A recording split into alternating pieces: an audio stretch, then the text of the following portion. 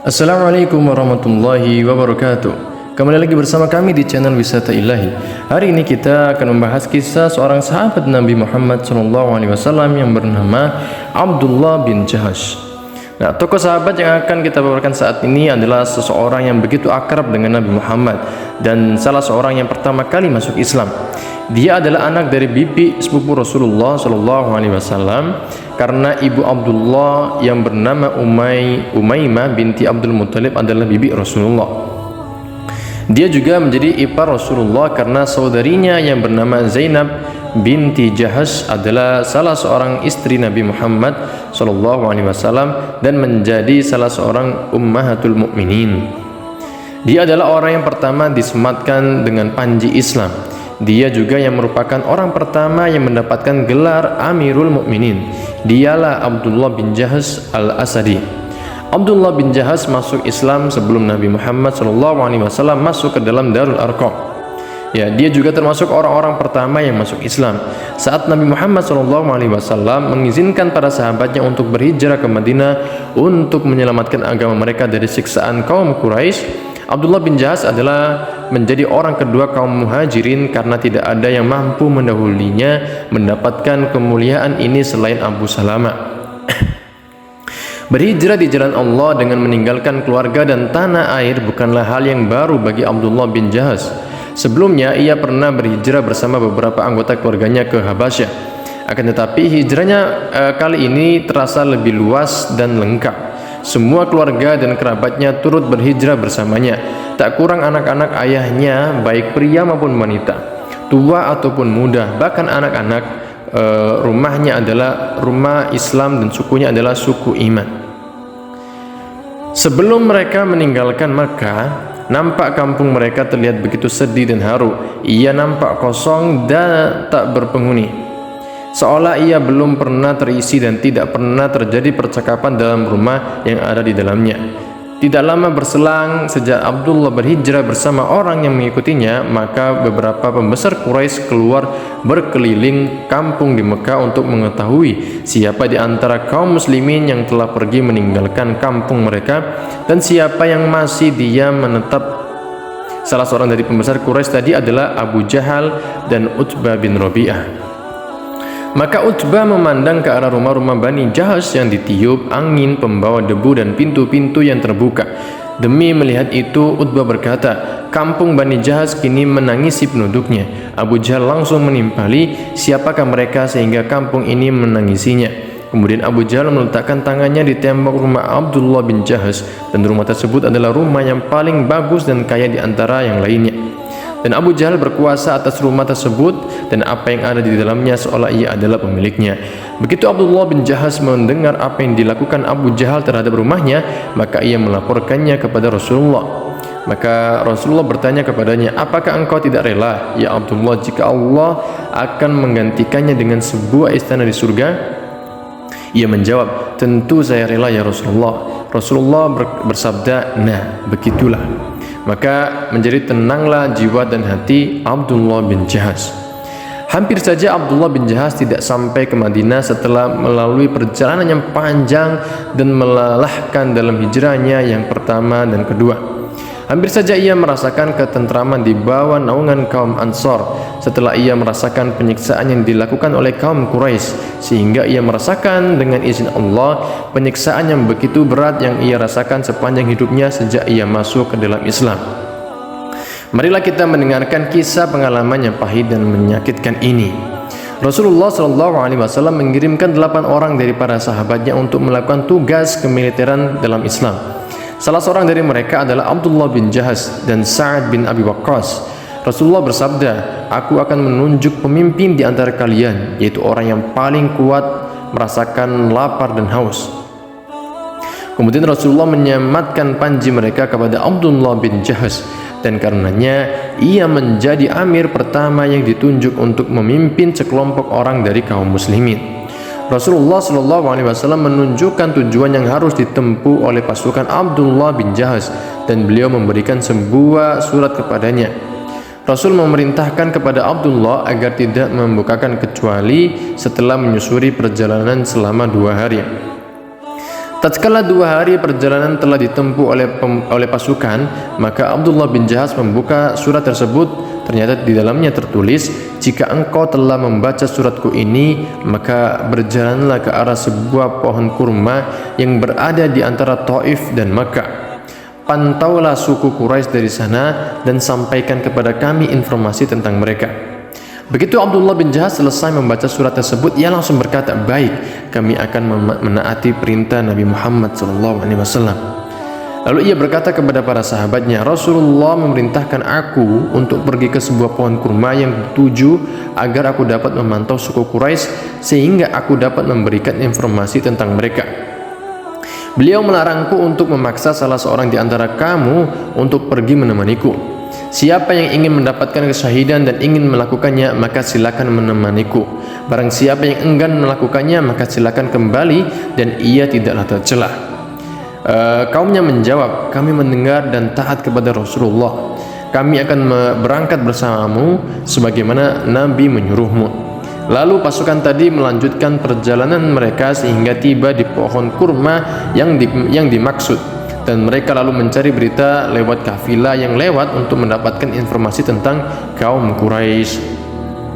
Mereka masih melakukan tugas hingga akhirnya mereka melihat dari kejauhan datangnya sebuah kafilah Quraisy yang terdiri dari 4 orang, yaitu Amr bin Al-Hadrami, Al-Hakam bin Kaisan, Utsman bin Abdullah dan saudaranya yang bernama Al-Mughirah. Mereka berempat membawa barang dagangan suku Quraisy yang berisikan antara lain kulit, anggur kering, dan komoditas lain yang biasa diperdagangkan oleh suku Quraisy.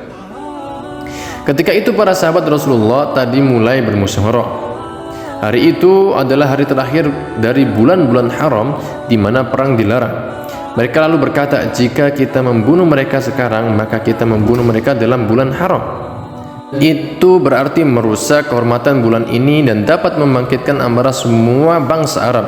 Jika kita membiarkan mereka hingga hari ini berakhir, maka mereka akan masuk ke tanah haram dan mereka akan berada dalam wilayah yang aman sehingga tidak bisa kita serang."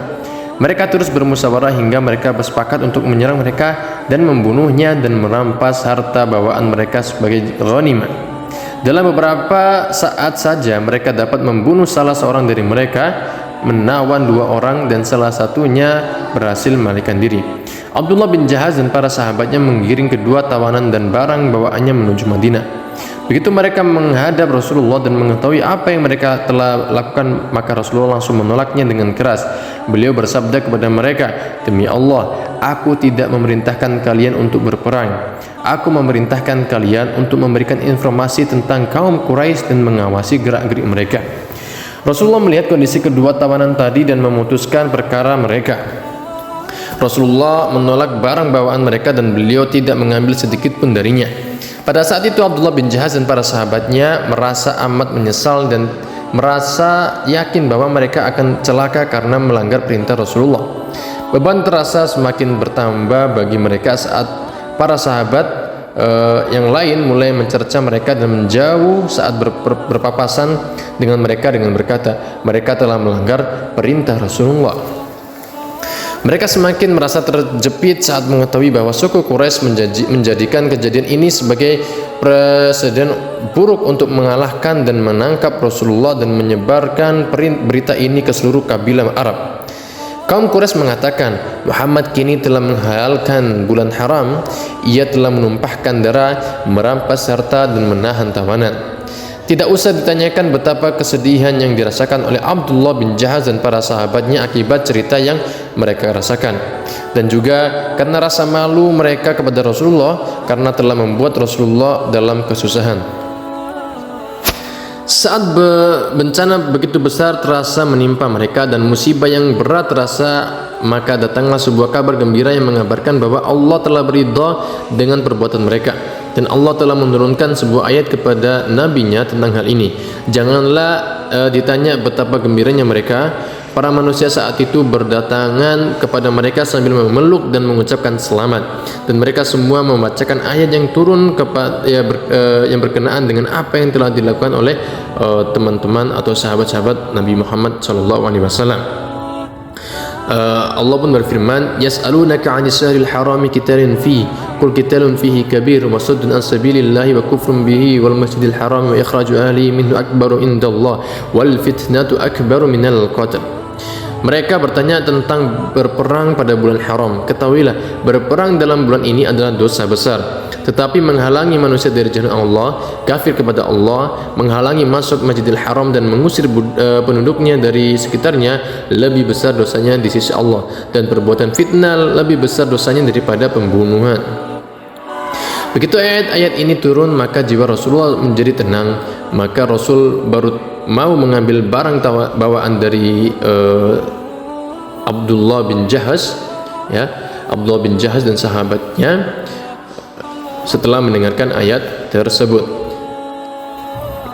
Karena perang yang mereka lakukan menjadi sebuah peristiwa besar dalam sejarah kaum muslimin, ghanimah dalam peristiwa ini adalah ghanimah pertama yang diambil dalam sejarah Islam. Musuh yang terbunuh dalam peristiwa ini adalah orang musyrik pertama yang ditumpahkan darahnya oleh kaum muslimin. Kedua tawanannya adalah tawanan pertama yang berhasil ditangkap oleh kaum muslimin. Panji pasukan ini adalah panji pertama yang disematkan oleh tangan Rasulullah, dan amir pasukan ini adalah Abdullah bin Jahaz sebagai orang pertama yang dipanggil dengan Amirul Mukminin. Lalu terjadilah peristiwa Badar di mana Abdullah bin Jahaz mendapatkan ujian yang paling terhormat yang cocok dengan keimanannya. Kemudian datanglah peristiwa Uhud. Abdullah bin Jahaz dan temannya yang bernama Sa'ad bin Abi Waqqas memiliki sebuah kisah yang tak terlupakan. Sa'ad bin Abi Waqqas berkisah, saat perang Uhud, Abdullah bin Jahaz menemuiku sambil bertanya, apakah engkau sudah berdoa kepada Allah? Aku menjawab, sudah. Lalu kami menepi dan aku pun berdoa, ya Allah, jika aku berjumpa dengan seorang musuh, maka pertemukanlah aku dengan orang yang kuat dan bengis sehingga aku memeranginya dan ia memerangiku. Berikan aku kemenangan atasnya sehingga aku dapat membunuhnya dan mengambil barang bawaannya. Lalu Abdullah bin Jahaz mengaminkan doaku. Kemudian Abdullah berdoa, ya Allah, berikanlah kepadaku seorang musuh yang kuat dan bengis sehingga aku dapat memeranginya di jalanmu, dan ia memerangiku. Lalu ia dapat mengalahkan aku dan mengambil hidung dan telingaku. Jika esok aku menjumpaimu, engkau akan bertanya, mengapa hidung dan telingamu terputus? Aku akan menjawabnya, keduanya terputus karena berjuang di jalanmu dan membela Rasulullah, dan engkau pun akan berkata, engkau benar. Sa'ad bin Abi Waqqas berkata, doa Abdullah bin Jahaz lebih baik dari doaku. Pada penghujung hari aku melihatnya, ia telah terbunuh dan tercabik-cabik. Hidung dan telinganya tergantung di sebuah pohon dengan sebuah benang. Itu adalah kisah tentang Abdullah bin Jahaz, bagaimana dia adalah orang pertama yang melakukan jihad melawan kafir Quraisy. Sekian dari kami, semoga semuanya para pendengar bisa mendapatkan manfaat dan hikmahnya. Assalamualaikum warahmatullahi wabarakatuh.